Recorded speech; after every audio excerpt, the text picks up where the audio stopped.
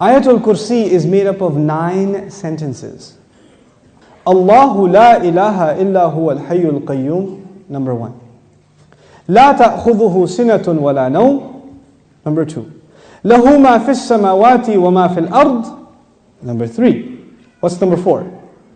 Man dha alladhi yashfa'u 'indahu illa bi idhnihi. That's number 4. Ya'lamu ma bayna aydihim wa ma khalfahum, number 5.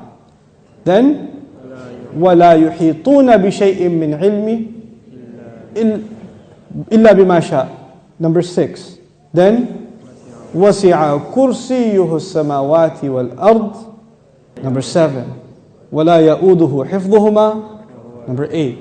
وَهُوَ الْعَلِيُّ الْعَظِيمُ, number 9. 9 sentences. The first sentence is Allahu la ilaha illa huwa al-hayyul qayyum. It's a beautiful sentence which ends with 2 of Allah's names. What are those 2 names?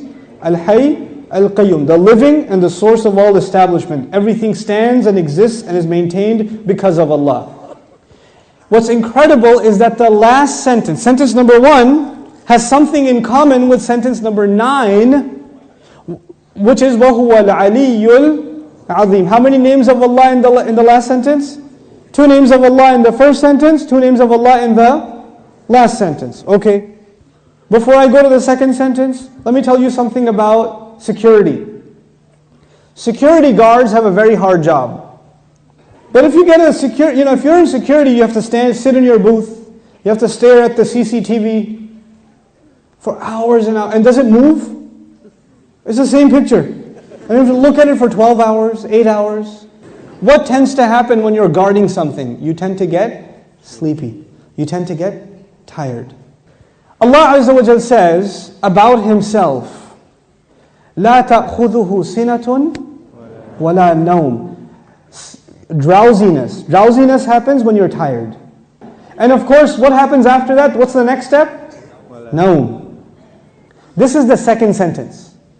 The second sentence is, these are things that creation has. Creation gets tired and it starts getting drowsy and eventually it falls to sleep. What was the second last sentence? وَلَا يَؤُودُهُ حِفْظُهُمَا. Guarding the skies and the earth does not exhaust Allah. When someone's exhausted, what do they get? Sina and Naum. The second sentence is actually connected to the second last sentence. لا تأخذه سنة ولا نوم ولا يؤوده حفظهما. He says, له ما في السماوات وما في الأرض. He owns whatever is in the sky and the earth. Now before I tell you further, you need to understand the difference between 2 words, 2 names of Allah, Malik and Malik. Malik is an owner. Malik is an owner.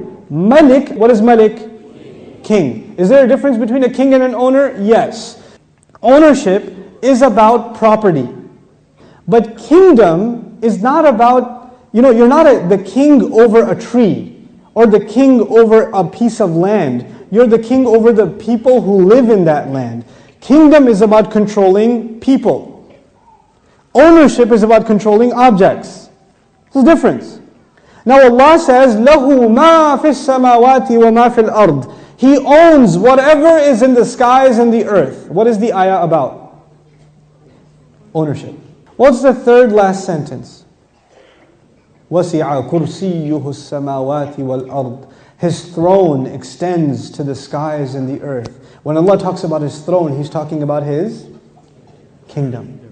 One dimension of control is ownership. The other dimension is kingdom. Both completing the picture.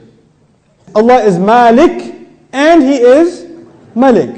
The Malik part of Allah's attribute, لَهُ مَا فِي السَّمَاوَاتِ وَمَا فِي الْأَرْضِ. Third sentence. The kingdom of Allah, وَسِعَ كُرْسِيُّهُ السَّمَاوَاتِ وَالْأَرْضِ. Okay. What's the fourth sentence? مَنْ ذَا الَّذِي يَشْفَعُ عِنْدَهُ إِلَّا بِإِذْنِهِ. Let's understand this ayah first. Who will come and make shafa'ah with Allah except unless He gives permission? In other words, what is shafa'ah? Shafa'ah means you got connections. Shafa'ah means that you were about to lose your job, but your uncle is the manager and he came and said, no, he's with me. That's shafa'ah. On Judgment Day, we are in trouble possibly, and then somebody comes and says, no, they're with me. They're with me. Go easy on them, please. We beg Allah Azza wa Jal to qualify us for the shafa'ah of Rasulullah sallallahu alaihi wasallam. So this ayah is about nobody having any authority unless Allah gives it to them. وَلَا يُحِيطُونَ بِشَيْءٍ مِّنْ عِلْمِهِ. They know nothing, they can control, they encircle nothing of His knowledge. إِلَّا, except بِمَا شَاءَ.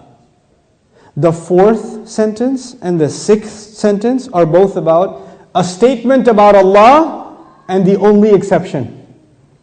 The statement was, nobody has authority to make a case except whoever Allah gives permission. They have no knowledge except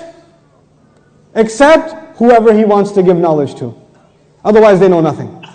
The fourth and the sixth sentence are correlated. The first and the ninth, the second and the eighth, the third and the seventh, the fourth and the sixth. What's left? Middle sentence? He says, يَعْلَمُ مَا بَيْنَ أَيْدِيهِمْ وَمَا خَلْفَهُمْ. Oh my God, He says He knows what is ahead of them and what is behind them.